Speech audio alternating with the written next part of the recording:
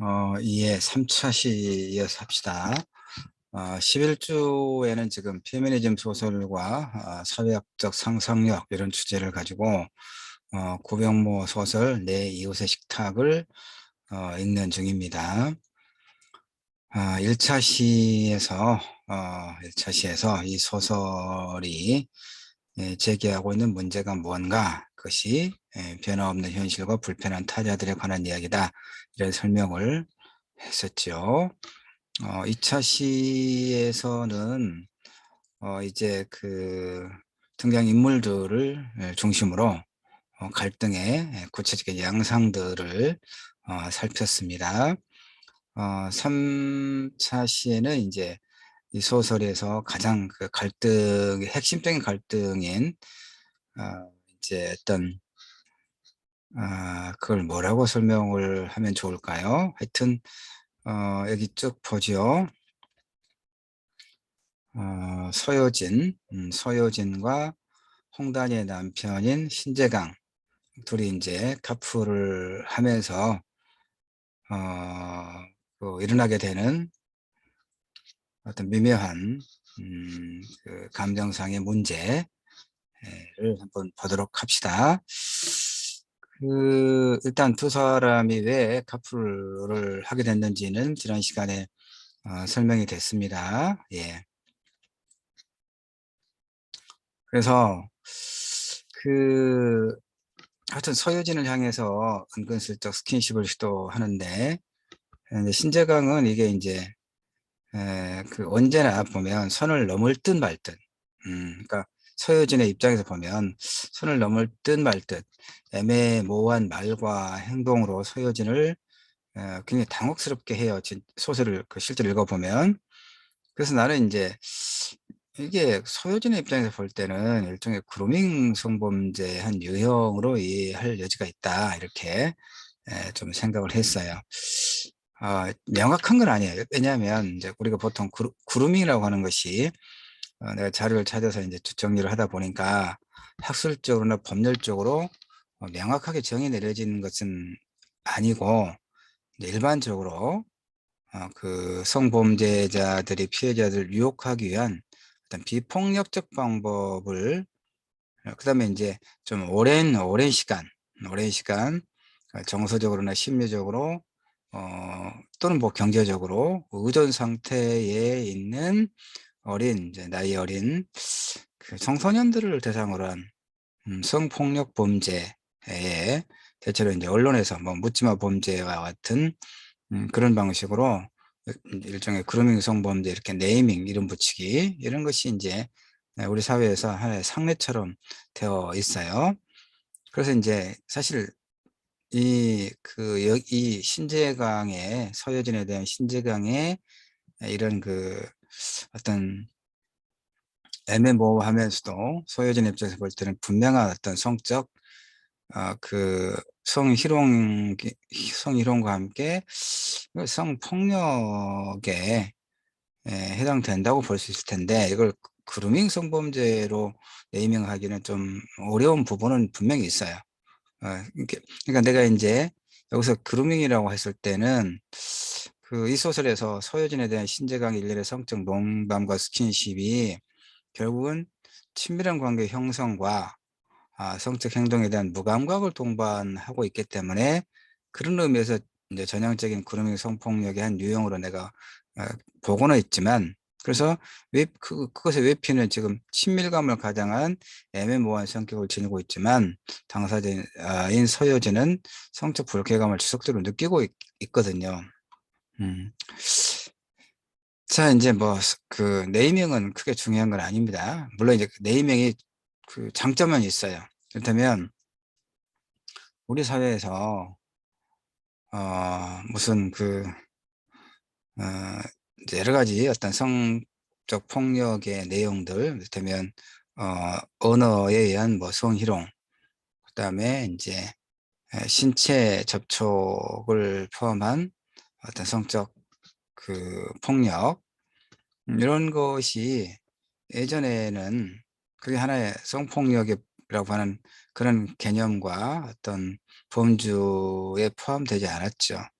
그러니까 개인 간의 사소한 친밀한 관계에서 있을 수 있는 일 정도로 치부됐단 말이에요. 그래서 많은 성폭력이 은폐되고 피해자들이 이것이 성폭력이다라고 하는 것을 명확하게 설명하거나 하소연할 수 없었죠. 근데 이제 우리 사회에 뭐 미투라든가 그다음에 이제 성인지 감수성이라든가 이런 개념이 등장하고 그래서 하나의 이제 성폭력 범죄로 이게 개념화되고 처벌도 가능해지고 이러면서 대두된 것이죠. 이제 그래서 그 어떤 개념의 규정이 중요한 것은 어떤 일들을 그것이 성추행이든 성희롱이든 또는 그걸 포함한 성폭력이든 이런 개념이 어떤 사건을 명쾌하게 설명할 수 있기 때문에 장점은 있죠. 그루밍 같은 경우도 마찬가지입니다. 다만 여러 번 강조하지만 이 소설에서 그 소여진에 대한 신재강의 일련의 성적 행위들이 그루밍 성범죄 한 유형으로 볼 것인가는 이론의 여지는 있어요. 있습니다. 그러나 어쨌든 당사자인 그 서여진의 경우에는 신재강의 언어와 행위들로부터 성적 불쾌감을 지속적으로 느끼고 있고 소설을 읽어보면 이제 그 구체적인 세목들이 드러나요. 자, 신재강은 급기야 고가의 화장품을 이제 선물하면서 어, 그 우격다짐으로 저녁 식사 약속을 해요. 그러니까 고가의 화장품을 선물하면서 그러니까 어, 그러니까 이제 커플이 처음에 며칠만, 이제 자동차를 수리할 동안 며칠만 하기로 했는데, 앞에서 봤듯이 이제 공동 육아를 하게 되잖아요. 공동 육아를 하게 되니까 아이들을 돌보다가 혹시라도 이제 아이들이 급하게 또 문제가 있어서 뭐 병원에 가게 될 일이라거나 또 이제 그 공동 육아를 하는 과정에서 필요한 어떤 물품들을 또 구입해 오기 위해서라거나 이게 이제 자동차가 좀 필요할 수도 있겠죠. 그래서 홍단이가 또 제안을 합니다. 자기 차는 그렇게 공동 육아를 위해서 필요한 차로 또 예비용으로 놔두고 이왕 두 사람이 이렇게 카풀을 했으니까 뭐 계속 하면 어떠냐라고 이야기하고 신재강은 속으로 뭐 아주 좋아라 할 것이고 곤혹스러운 사람은 서효진이겠죠. 근데 이제 서효진 남편도 전 은호도 뭐 그것도 괜찮겠다고 하고 그러니까 서효진만 이제 그 유별나게 안 된다고 하기가 마땅치 않은 상황이 돼버려요. 그래서 계속적으로 이렇게 카풀을 합니다. 이런 과정에서 이제 신재강이 거의 이제 그야말로 노골적으로 서효진에게 소위 대시를 해요, 보면. 그래서 이제 고가 화장품을 선물을 해요. 그러니까 서효진 입장에서는 얼마나 당혹스럽겠어요? 그게 안 받으려고 하죠. 근데 이거 비싼 것 아니다. 외국에 나갔다 온 회사 동료가 기념으로 그 직원들에게 하나씩 준 것이다. 그러니까 부담 갖지 말고 써라. 이렇게 이야기를 해요. 그러니까 이제 소설에서는 소유진이 요즘에 우리가 선물을 받으면 그 인터넷에 바로 검색하면 이게 뭐 얼마짜리인지 이렇게 금방 또 나오더라고요. 보니까. 그러니까 이제 이 소유진도 한번 정말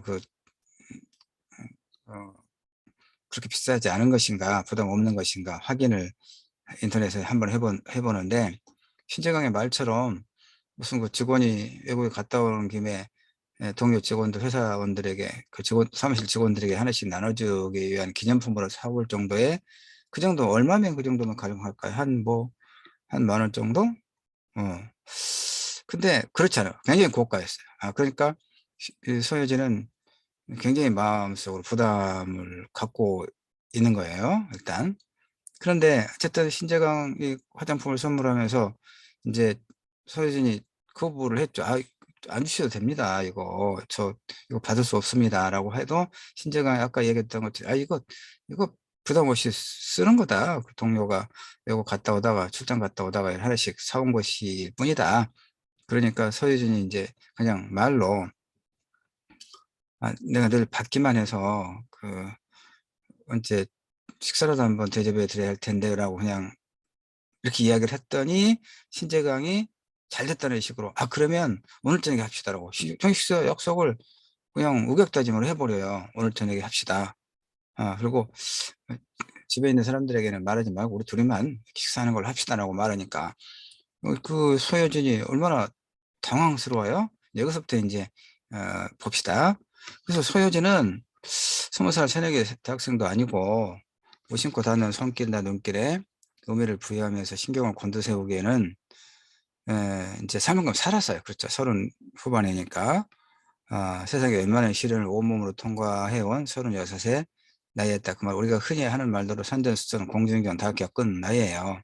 그러니까 그 신재강의 이런 행위들의 의미를 에 뭐 '이게 뭘까?' 설레는 마음 예컨대 설레는 마음으로 해석을 하려고 한다거나 그런 게 전혀 아니란 말이에요. 정말 마땅치 않고 그런데 인제 문제가 뭐냐. 이걸 인제 계속 커플을 거부할 수 없었듯이 그리고 신재강의 이런저런 뭐 간식을 사 온다거나 뭐 이런 것에 대해서 다시는 이러지 말라고 딱 부러지게 말할 수 없었던 것처럼 음 공동주택의 남자들에게 인제 이게 공감이 가는 게 이거예요. 여성들의 입장에서는 공동주택의 남자들에게는 예민하고 응? 예민하고 까탈 부리는 사람으로 또 여자들에게는 밑도 끝도 없이 이상한 사람이거나 나머지 남편에게 꼬리친 여자로 보이게 될까 봐 천전긍긍하게 되는 거예요 소유진이. 그러니까 피곤한 여자로 웃자고 하는 말에 죽자고 달려드는 예민한 이웃으로 간주될까 염려가 돼서 참 음 이러지도 저러지도 못하는 그런 상황이라고 하는 거예요. 그래서 소유주는 인제 남편에게 이런 이야기를 그동안에 이 카풀을 하면서 신재관과 이야기를 하는 게 좋겠다는 나는 생각을 해요. 왜냐하면 이런 좀 불편한 이런 상황을 본인이 말하기 전에 남편이 혹시 다른 경로로 남자들뿐만이 아니라 여자들도 그러긴 합니다마는 이렇게 뭐 무슨 이야기를 친구들을 통해서 또 과장되기도 하고 말을 그러니까 다른 사람과 어떤 관계에서 있었던 일을 속에 담아두지 않고 약간의 과장을 섞어서 또 동료들에게 이야기를 하는 경향이 있어요. 그러니까 서혜진이 걱정하는 게 자신이 이 카풀을 하는 과정에서 신재관과의 겪었던 이 자잘한 그다음 마음 쓰임, 불편한 상황 이것을 남편에게 말하기 전에 남편이 다른 경로로 혹시 그 이야기들을 듣게 될 경우에 그게 뭐가 있겠어요. 이를테면 뭐 같이 식사를 했다거나 그다음에 인제 립스틱 선물을 뭐 받았다거나 이런 것들을 남편이 알게 되면 남편이 좋아할 리는 없죠. 어. 그래서 괜한 의도하지 않았던 곤란한 상황이 만들어질지 모르겠다. 이런 생각을 하게 돼요. 그래서 이제 소혜진은 '안 되겠다.' 남편에게 좀 이야기를 하고 그래서 생각을 하고 인제 저녁에 퇴근해서 집에 돌아오는 차 안에서 어떤 생각을 하냐면 '근데 남편에게 뭐 무슨 이야기를 하지?' 이렇게 또 고민하게 돼요. 그러니까 자신에게 신재강이 자신에게 어떻게 했는지 말을 하려고 보니까 굉장히 또 애매모호한 거예요.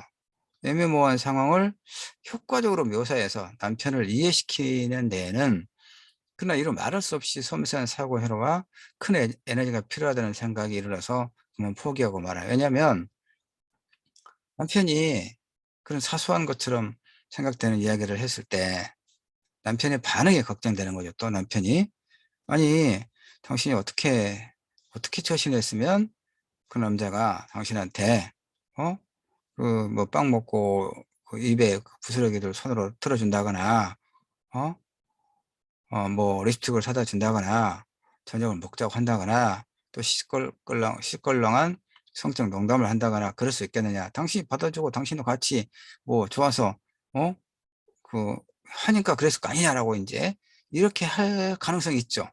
그러니까 소혜진은 남편에게도 괜히 말해서 더 어긋날지도 모른다는 생각을 하고 단념을 해요. 나 이 부분에 대해서 굉장히 공감을 해요. 난 남성이지만 소유진이 그런 상황에서 겪게 될 아주 그 복잡 미묘한 그런 상황을 충분히 이해가 되더라고요. 자, 그래서 무슨 일이 있었냐? 이제 한 예를 들면 이런 거예요. 신재강은 이제 카풀하다가 낮에 인터넷에서 본 서해명 기사에 대해서 얘기를 해요. 소혜전도 내용을 아는 기사니까 이야기하니까 예, 예, 뭐 그래요 하고 고개를 끄덕이며 들었거든요. 이를테면 이제 신재강이 생각해 보세요. 이렇게 그냥 슬쩍 한번 사람 구해주려다가 딱 붙들었는데 그걸 갖고 민감하게 굴면 앞으로 무서워서 누구를 구해 안 그러겠어요? 내가 만약 이 상황에서 어쩔 수 없이 요진 씨 허리를 꽉 끌어안았다. 그러면 요진 씨 기분 나쁘겠어요? 내가 기껏 요진 씨 놓치지 않으려고 잡아당겼는데 어쩌다 보니 둘이 딱 붙어서 가슴이나 엉덩이 뭐 어디 중요한 데가 닿았다? 이건 넘어가줘야 하는 거 아닙니까? 이렇게 신재강이 이야기를 한단 말이에요. 그러면 이 말 봐. 얼마나 애매하고 모호합니까? 그러죠. 그러나 그 속내는 성희롱이죠. 그렇죠? 음. 성희롱적인 그런 내용이 포함되어 있단 말이에요. 그러니까 그 의도도 그럴 것 같아. 내가 봐도. 다만 말만 이렇게 했지 뭐 구체적인 행동으로 만질 수 있는 형태로 실제 눈앞에서 이루어진 건 아니죠. 그러니까 이루어지기 전까지는 아무것도 아니잖아요. 그렇죠. 이 이야기를 남편에게 한다고 하는 것이 예? 그러니까 그러니까 신재강의 입 밖으로 나온 말은 실행에는 옮겨지지 않은 채 그대로 허공에 증발한 것으로 치부할 수밖에 없잖아요. 그래서 소유자는 이제 낙담하게 돼. 이런 상황. 이런 상황에서는 우리가 어떻게 해야 될까요? 커플을 이제 그만둬야 되겠죠. 그런데 그만두면 아까 서유진이 걱정했던 것처럼 남자들 사이에서는 괜히 까탈스러운 여자로 그다음에 여자들 사이에서는 뭐 남자한테 꼬리친 거 아니야? 이런 이상한 소리를 들을까 봐서 소유진은 정말 이러지도 저러지도 못하고 남편에게 이야기하는 게 좋겠다고 생각했으면서도 남편에게 도대체 뭔 얘기를 할 것인가. 그랬다가 남편한테 괜히 당신이 예, 어, 당신이 뭐 어떤 맺고 끊는 것을 분명하게 하지 않았기 때문에 이런 일이 생긴 거 아니냐라고. 이게 좀 이따 이야기할 망가진 주전자 농담인 거예요. 프로이드가 지금부터 프로이드가 이런 상황을 갖다가 망가진 주전자 농담으로 명명을 한 이야기가 있어요. 그래서 이 얘기를 좀 이따 이제 마지막에 할 겁니다. 자, 어쨌든 소유진에게 신재강이 고가 화장품 목재를 선물하면서 두 사람의 관계, 나아가 공동주택에서 아슬아슬하게 살아가는 이들의 관계가 이제 파국을 맞아요. 소유진이 극구 사양했어도 그거 건넨 고가의 화장품을 받아들고 인사드리고 아까 얘기했잖아요. 고맙습니다. 제가 뭐라도 해드릴 텐데 나중에 식사라도 할 때 그러면 오늘 하자고 딱 이렇게. 예. 그러니까 그, 그 어떤 강압적이죠. 응? 친절함과 친근함의 에피를 뚫고 나와 소유진의 가슴이 불안하게 뛰기 시작해요. 그래서 이제 소유진은 이제 결단을 내려. 더 이상 안 되겠다. 이 문제가 생기겠다. 그래서 예정보다 일찍 약국을 서둘러 나와가지고 이제 집으로 향합니다. 그런데 이제 약속을 지키지 않았다는 이유로 이제 문자 폭탄이 쏟아지는 거예요. 이 신재강한테서. 요진 씨 그렇게 안 받는 사람이 왜 그렇습니까? 제가 뭐 수작이라도 그런 것처럼 보여요? 밥 한 끼 사겠다고 했다가 별 수모를 다 당하네요? 하면서 문자 폭탄을 보내 항의를 하는 거예요. 참. 그래서 하여튼 이 소설에서 신재강이 소유진에게 건네는 남학생들은 네, 소설을 다 읽지 않아서 네, 설명을 바탕으로 이제 여러분이 이 소설을 이해하게 되기 때문에 그렇긴 한데 어쨌든 신재강이 소유진에게 건네는 은밀한 말과 몸짓들에는 그 앞에서도 얘기했지만 이제 뭐 그게 그루밍 성범죄라고 이게 성범죄는 이제 성희롱까지 포함하거든요, 사실은. 언어를 통한 성희롱. 그다음에 이제 그 강제적인 성행위, 성폭행, 까지. 그러니까 성희롱에서부터 성폭력까지 성범죄는 그리고 이제 그 또 뭐가 있나요? 내가 정확하게 개념이 다른 개념이 생각이 나지 않는데 여러분이 뭐 찾아서 설명 이해를 하세요. 예.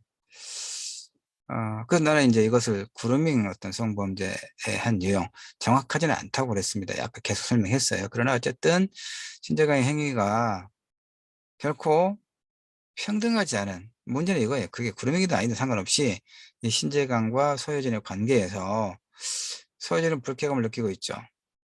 신재강은 왜 그렇게 과민하게 반응하냐라고 하지만 신재강의 행위 자체는 올바른 행위가 아니었어요. 쭉 그 소설을 읽어보면. 아니, 그 이웃집 여자의 차를 타고 커플을 하면서 미안하니까 간식을 가져올 수는 있죠, 저녁에. 근데 빵을 먹게 하고, 빵을 억지로 거의 거절을 하기가 마땅치 않아서 한 조각 베어 물고, 그래서 입술 주변에 뭐 그 빵 부스러기가 묻었는데 자기 손을 뻗어서 빵 부스러기를 이렇게 털어준다? 이런 게 정상적인 행위는 아니잖아요. 이게 아니, 친밀하다고 그래서 이웃집 여자잖아요. 이웃집 여자. 어려워해야 할. 그리고 또 이제 굉장히 다양한, 아까 뭐 성적 희롱도 있고, 또 아마 뒤에 내가 써놨을 텐데, 이제 좀 봅시다. 그러니까 결국은 그 행위를 어떻게 해석할 거냐, 이게 문제거든요. 그러니까 이제 내가 봐서는 결코 평등하지 못한 남녀 관계에서 비롯됐다고 봐요. 그가 자신의 행위의 의미를 객관적으로 이해하지 못하고 있다는 점에서 보면 신재강의 원하는 자기 성체를 결여한 그런 성격을 갖고 있다. 성찰하지 못한, 예, 자신의 행위가, 말과 행위가 상대에게 어떤 의미로 전달될 것인지를 성찰하지 못하고 있는. 그래서 소유진에게는 결국은 일종의 성적 폭력이 되는 거예요. 그래서 페미니즘 문학이라고 하는 게 결국은 억압적이고 불평등한 남녀 관계에 대한 침묵을 깨뜨리고 이 관계를 변화시키고 싶어 한다는 점에서 고병모 소설은 일련의 페미니즘 소설의 범주에 포함돼서 읽을 수 있는 거죠. 자, 소유진이 느끼고 판단하기에 신재강의 언어, 곧 밥을 먹자, 내가 사겠다. 그런데 둘만이 먹는 걸 하자. 또는 운전대, 이런 것들도 운전대 이제 살짝 손을 얹어서 요진의 손과 스치는 거. 어. 그러니까 소유진은 이게 뭐지 그럴 거 아니에요. 근데 분명히 내 손을 잡은 건 아니에요, 또. 어. 빵을 먹도록 하면서 아까 빵가루를 털어주는 거, 이런 움직임으로 볼을 건드리고 지나간. 그 다음에 또 잘 먹으니까 예쁘네. 아니, 잘 먹으니까 예쁘네. 이거 할 말은 아니잖아. 그렇죠? 뭐 연인한테나 하거나, 잘 먹으니까 예쁘네? 이런 말. 그 다음에 또 하나, 이제 간밤에 그 내가구가 살잖아요. 꽃미래 실용 공동주택에. 근데 한 부부가 이제 경제적인 문제로 이제 마음이 상해서 아주 밤새도록 요란스럽게 이제 부부싸움을 해요. 근데 이제 이제 이 신재관과 서효진도 이제 커플 하다가 또 그 얘기가 서로 할 얘기가 없잖아요. 갈 때 4시간, 아니 40분, 올 때 40분씩이나 별로 할 일이 없으니, 할 말이 마땅치 않으니까 이런 얘기를 하는 거죠. 그래서 간밤에 옆집에서 부부싸움 이야기를 하다가 신재경이 뭐라고 이야기하냐면, 요진 씨 소리 지르면 어떻게 되나 들어보고 싶다. 요진 씨 소리 지르면 어떻게 되나, 이 말은 무슨 말이에요? 응? 소리 지르면 어떻게 되나 들어보고 싶다? 그러니까 이것은 결국은 소유진이 부부관계를 할 때 어떤 소리가 나는지 듣고 싶다. 이 말을 지금 하고 있는 거예요. 이게 성희롱이죠. 성희롱, 성폭력인 거예요. 그러니까, 이런 말들. 여진이 밥을 먹자는 그 일방적인 요구를 지키지 않자. 그렇게 안 봤는데 사람 왜 그래요? 제가 뭐 수장이라도 그런 것처럼 보입니까? 밥 한 끼 사겠다고 했다가 별수모를 다 당하는 이 말이, 이런 것들은 결국 아까 내가 얘기했던 프로이트가 말했던 망가진 주전자 농담과 농담이라고 볼 수. 자, 망가진 주전자 농담을 지금부터 설명을 할게요. 어떤 남자의 이웃이, 어떤 남자의 이웃이 남자에게, 그러니까 이제 이걸 좀, 어떤 남자 이유, 그러니까 남자가 그 주전자를 빌려갔어요. 어떤 여자한테, 그 옆집 여자 그한테 가서 주전자가 필요한데 좀 빌려줄 수 없겠습니까? 그러니까 늘 그 날마다 보는 사람이어서 새로 산 주전자인데, 주전자를 안 빌려줄 수가 없어서 빌려줬어요. 빌려줬는데 이제 나중에 돌려주면서 돌려줄 때 보니까 추진자가 좀 망가졌어. 뭐 추진자 망가진 게 뭐 이제 그때 부딪혀서 뭐 구멍이 났다거나 이런 상태나 되겠죠. 그러니까 아니 추진자를 망가뜨려서 돌려주면 어, 어떻게 합니까?라고 이렇게 항의를 하니까 이 남자가 망가뜨리지 않았는데? 라고 이야기해요. 아니 지금 망가졌잖아요. 보세요. 이렇게 푹 들어가고 이렇게 구멍도 셀 것 같네? 이렇게 망가졌다고 그래요. 아, 그럼 빌릴 때, 내가 빌려갈 때, 내가 그때 보지는 못했는데, 이거 빌릴 때 망가진 상태였구만. 이렇게 말을 또 바꾸는 거. 아니, 뭐가, 그거 내가 빌려줄 때 망가진 상태였단 말이에요. 멀쩡하고, 바로 새로 사놓은 거 한 번도 안 쓰고 있다가, 빌려달라고, 필요하다고 하도 그러셔서 내가 빌려준 건데, 그러니까 이 남자가 이제 뭐라고 얘기하냐면, 또 말을 바꾸는 게, 나 빌려가지도 않았어. 빌려간 적도 없어. 이렇게 이야기하는 거예요. 그러니까 이제 여자가 남자를 고발하죠. 응. 그런데 그 남자와 남자 옹호자들은 저렇게, 아니, 처음에는 이제 망가뜨린 적 없는데, 그러다가, 처음에 빌려갈 때 망가뜨려졌구만. 그러다가 마지막에는, 빌려간 적도 없는데? 이렇게 말할 때, 여자는 결국 그 망가진 추진자와 같은 상태, 망가진 추진자가 된다. 이것이 프로이트가 설명한 심리학자, 정신분석학자, 지금은 프로이트가 그 개념화하고 있는 망가진 추진자 농담과 같은 망가진 추진자 농담인데 지금 신재강과의 사이에서 서효진이 지금 그런 상태가 됐죠. 그렇잖아요.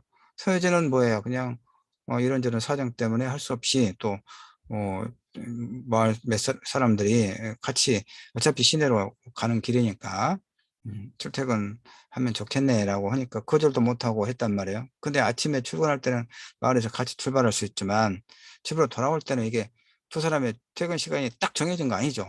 조금 시간은 정해졌다 하더라도 그 차이가 있을 거 아니에요. 그러니까 기다려야 되거나, 응?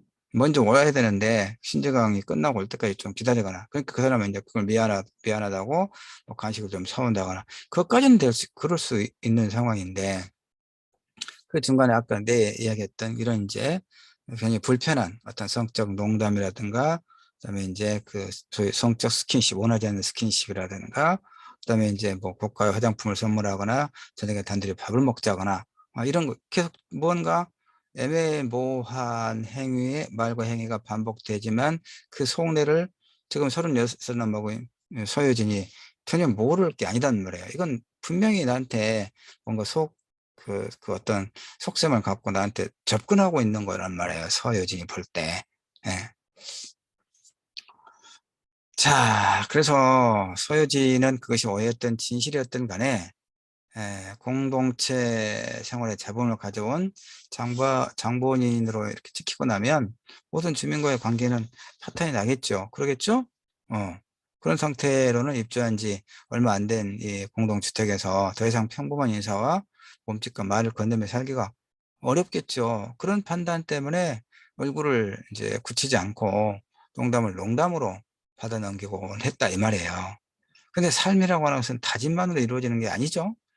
삶은 그 다짐을 행위로 옮기는 하나의 과정이거든요.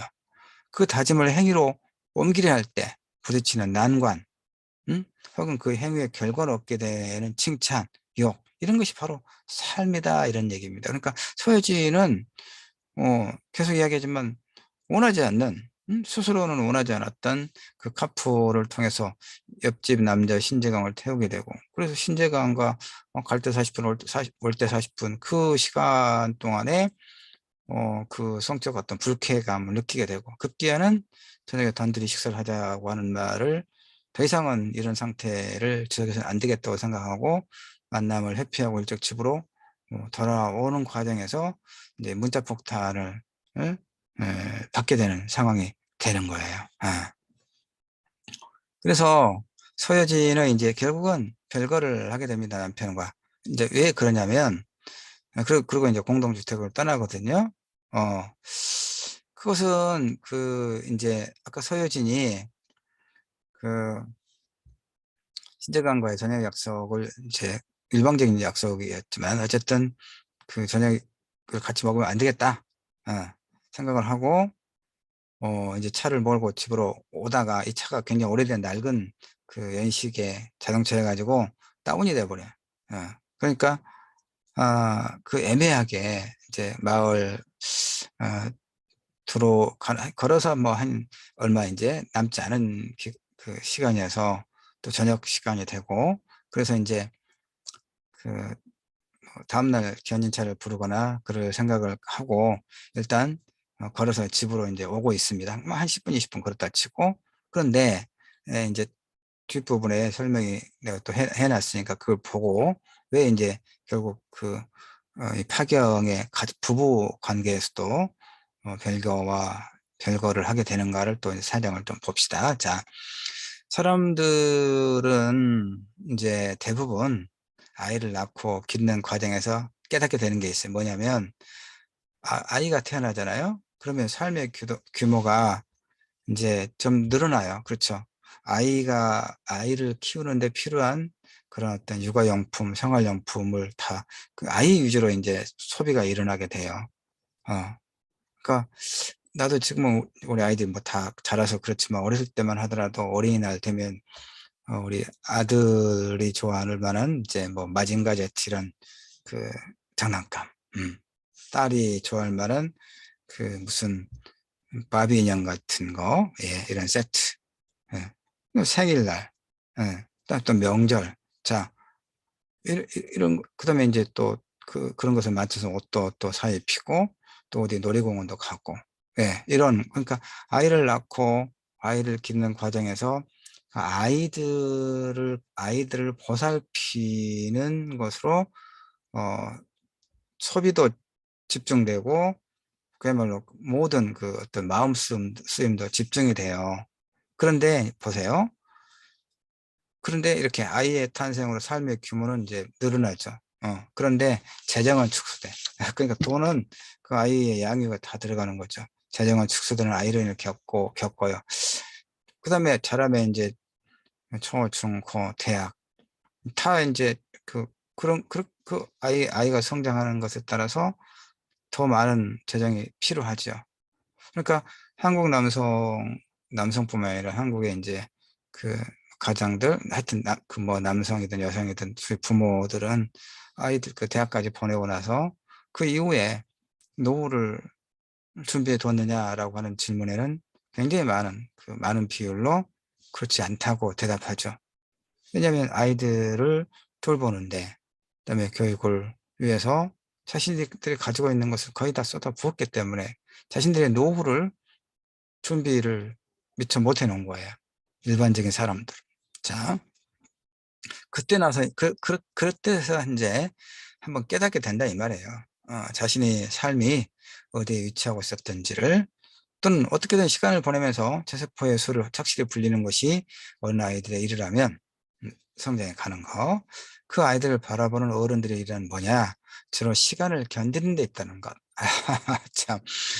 그러는 동안 자신의 존재는 날마다 조금씩 밑그림으로 위치 지어지고 끝내는 지우개로 지워져 간다는 것.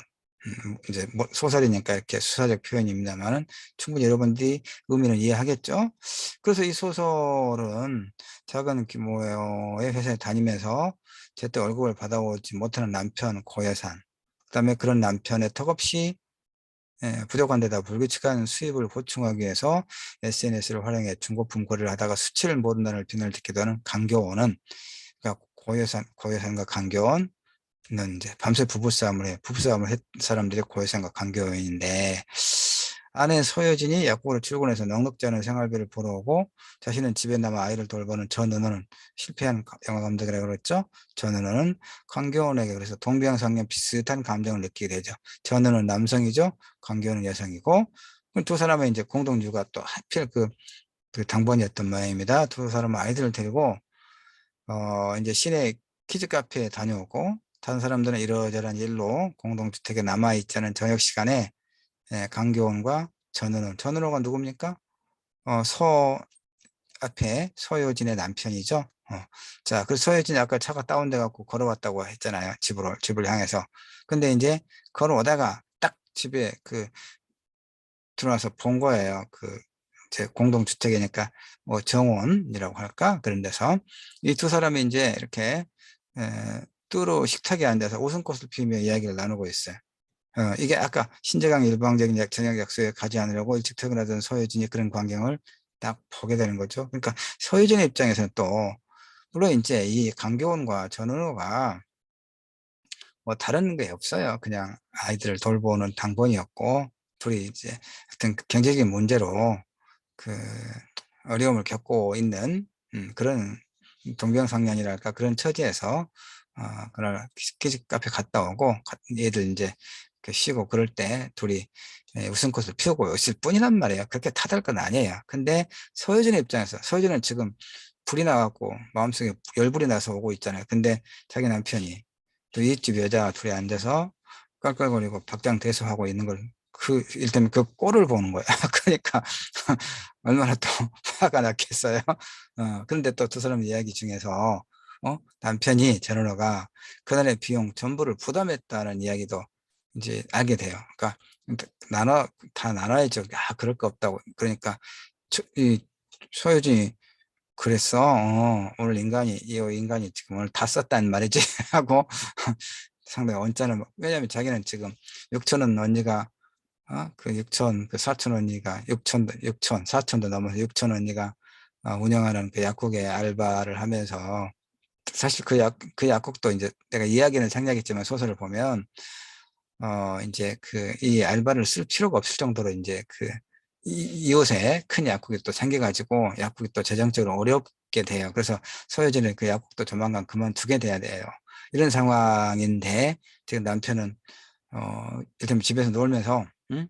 돈 한 푼 벌지 않고, 애기 보고 놀면서, 그 돈을 가지고 또 옆집 여자하고 시내 나가서, 깔깔거리는데 돈을 지가 다 썼다고, 이런 생각이 드니까 서혜진은 이제 환장하겠는 거죠? 예. 그래서, 그런데 이제 그것을 더해서 또 서혜진이 견딜 수 없는 일은 뭐냐? 남편이 지금 돌보던 아이, 예? 그 자기 딸 시율이가 강교원네 집에서 이제 아이가 어디 있는가 아이를 데리러 갔겠죠. 이 소유진이가 시율이를. 근데 강교원네 집에서 방치되다시피 있다가 자신을 보자 엄마 빨리 집에 가야 하고 이제 막 울음을 터뜨리니까 너무나 화가 폭발한 거죠. 그래서 소유진은 남편 은우에게 이제 별거를 선언하고 좀 심했죠? 돈 안 벌면 그러는 거야. 돈 못 벌면 남성이든 여성이든 둘 다 돈 벌어야 돼요.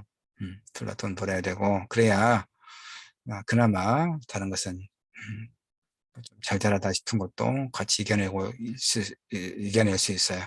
한쪽이 이렇게 여기는 지금 이제 여기서는 은호가 그 영화 뭐 감독으로 실패해서 이제 빚만 떠안고 아이 집에서 돌보고 있죠. 이게 그러니까 정상 하여튼 이게 뭐 본인이 원해서 그런 건 아니지만 이런 상태를 지속하고 있는 것은 결코 부부관계에 도움이 되지 않는 문제가 되는 거죠. 역관계도 마찬가지입니다. 요즘에는 여성도 자기 일을 갖고 돈을 벌어야 부부 사이에도 같은 평등한 그런 관계를 형성할 수 있는 것이고 어느 한쪽에 경제적으로 애속되면 심리적으로도 그렇고 실제적으로도 굉장히 불편한 일이 많이 벌어지는 거거든요. 자, 어쨌든 이렇게 소유자는 남편에게 별거를 선언하고 택시를 타고 택시를 불러서 이제 집을 빠져나갑니다. 자, 이렇게 해서 결국 이 가정도 이제 파국에 이르고 그러면서 이제 또 서효진이 그 신재강의 집에다가 이제 또 하나 뭐 붙여놔요. 뭐라고 붙여놓은 거 봅시다.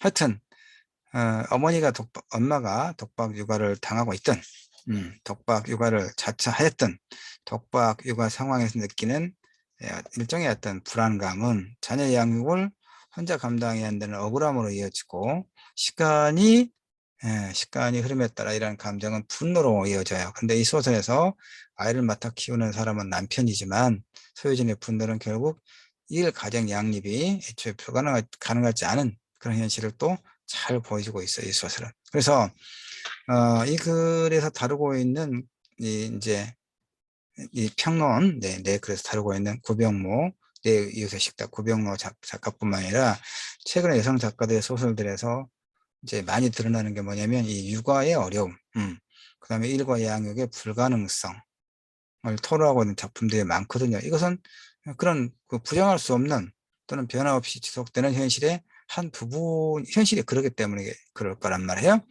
작가가 현실을 분석하고 종합해서 하나의 작품을 완성했을 때 이것을 의미로부터 의미화로 가는 작업이라고 우리가 말하거든요. 문학사회학은 뭐 그렇다 치고 그런 의미에서 고병모를 비롯한 일련의 여성주의 소설에 드러난 사회적 현실은 한국 사회에서 일과 가정의 양립이 애초에 가능하지 않은 현실을 잘 보여주고 있다, 이렇게 말할 수가 있어요. 자, 그런데 고병모 소설 내 이웃의 식탁의 경우에 이 일, 양화 작업이 마음대로 풀리지 않은 탓에 아내가 밖에 나가 생활비를 벌어오고 자신이 집에서 아이를 키우고 있는 전은호가 감당하는 고통에 대해서는 피상적으로만 그려지고 있죠.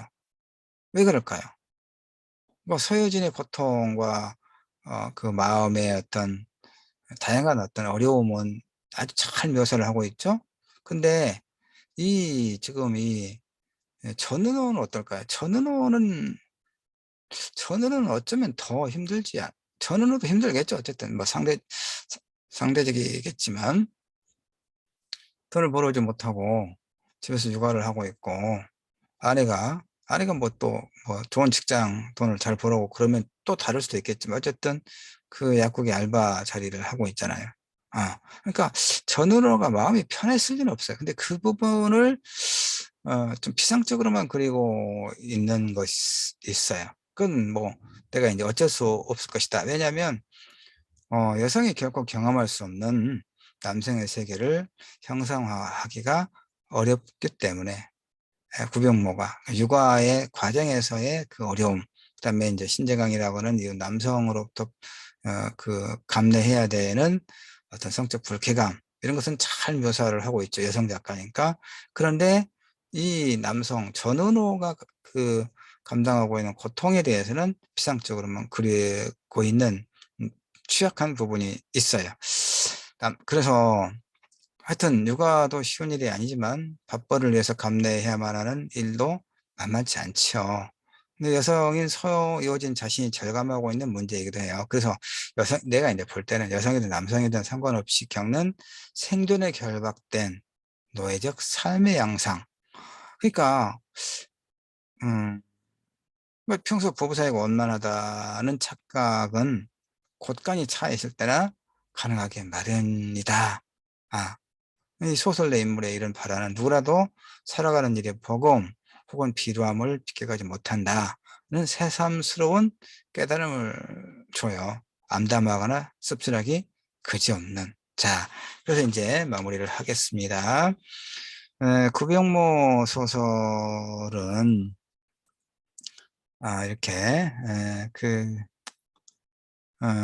공동주택에 살고 있는 이들 사이에 어떤 연대가 보이지 않아요. 음. 가족과의 관계에서도 그렇고 쓸모없는 잉여의 존재로 전락하고 말았다는 자괴감을 갖고 살고 있는 이 전은호는 아내에게서 위로를 받지 못해. 아내인 서여진은 신재강에게서 느낀 성적 불쾌감에 관해서 남편에게 속내를 털어놓지 못하죠. 그다음에 약국에서 그 아르바이트 수준의 일을 하는 서여진도 남편처럼 실직의 공포를 느끼고 있지만 뭐 어떤 대안이 또 없는 상태. 그래서 결국은 별거를 선택하지만 그 이후의 삶에 대한 희망은 또 보이지 않는 상태. 예. 그러니까 결국은 뭘까?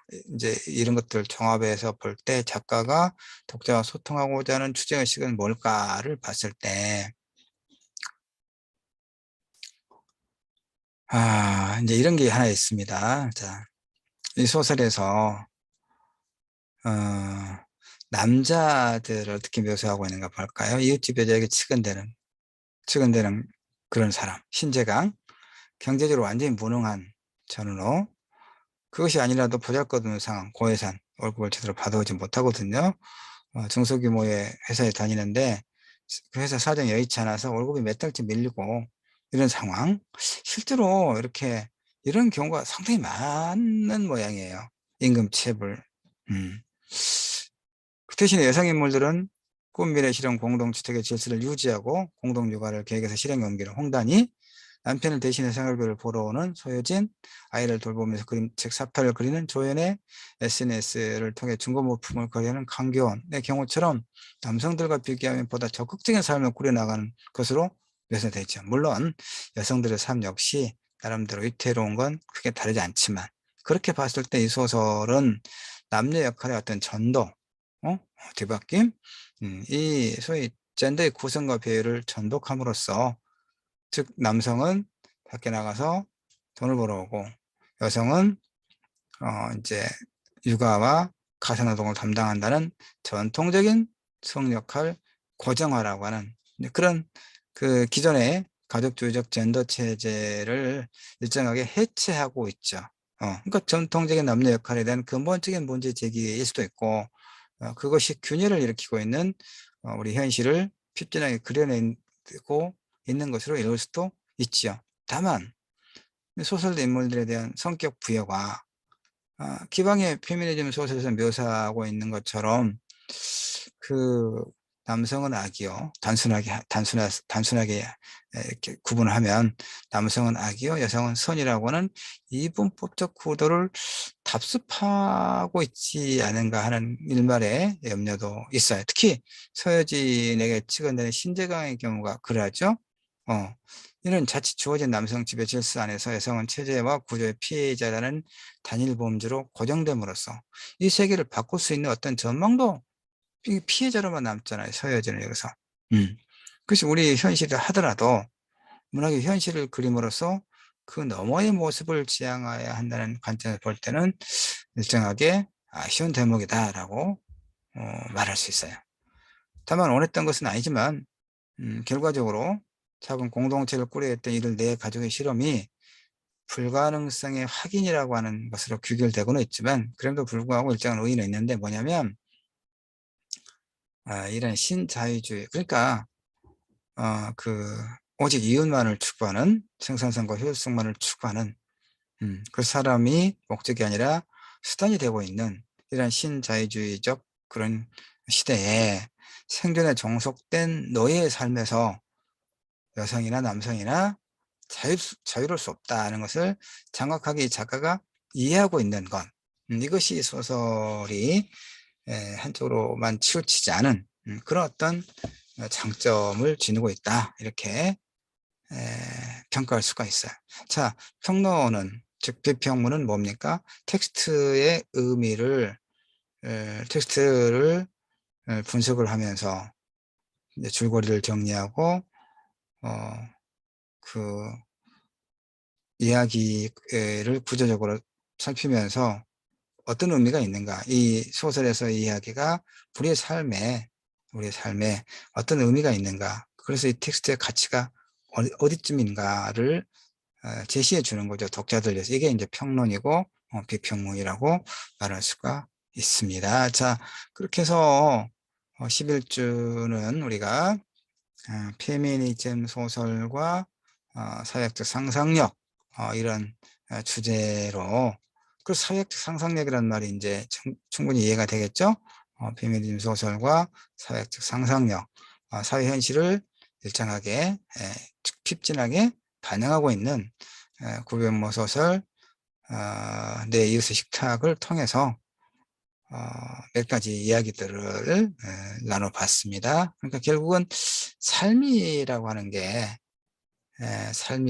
하는 것은 간단치가 않죠. 간단치가 않고, 그래서 내가 그 1차시 앞부분에 이야기했다시피 결국은 우리 사회 2030 세대의 젠더 갈등이라고 하는 것은 결국은 학교이다. 이 어떤 경제적 불안과 공포가 가장 본질이고, 적은 파일을 어떻게 분배할 것인가의 문제고, 근데 그런 것에 좀 더 집중할 필요가 있다라고 하는 것을 또 오늘 이야기를 했어요. 그런 의미에서 페미니즘이라고 하는 부분을 남성이든 여성이든 이것을 이게 도대체 뭔지 정확하게 이해하려고 하는 그런 노력이 소위 젠더 갈등을 완화하고 헛급이 같은 젠더 갈등의 본질적인 문제에 집중하면서 근원적인 해결점을 찾아 나갈 수 있는 매우 지혜로운 그런 일이다라고 하는 것을 강조를 하고 싶어요. 그런 측면에서 페미니즘의 어떤 이론적인 측면과 함께 그 페미니즘의 관점을 방법론을 통해서 실제로 텍스트를 분석하고 그 의미들을 찾아서 여러분에게 설명을 했습니다. 자, 이렇게 해서 11주 수업은 모두 마치도록 할게요. 여러분 수고하셨습니다.